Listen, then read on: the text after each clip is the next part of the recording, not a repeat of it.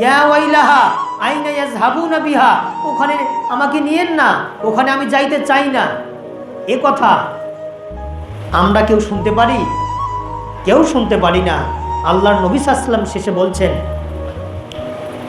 শেষে এ কথা বলছেন, এই আওয়াজগুলো যদি দুনিয়ার কেউ জানতো, পশু পাখি শুনতে পারে, গরু ছাগল হাঁস মুরগি এরা শুনতে পারে, ওই মৃত্যু ব্যক্তির এই আহাজারি যদি দুনিয়ার কোনো মানব জাতি, কোনো মানুষ যদি এই আওয়াজ শুনতে পাইতো আল্লাহর নবীর কথা, যে তারা বেহুশ হয়ে তার মৃত্যুবরণ করতো, তারা দুনিয়াতে আসতে থাকতো না।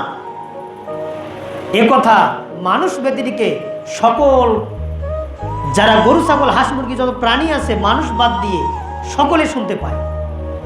এটা হচ্ছে 7 নম্বর মুমিনদের বৈশিষ্ট্য। তাহলে সম্মানিত উপস্থিতি, এই যে 7 নম্বর মুমিনদের বৈশিষ্ট্য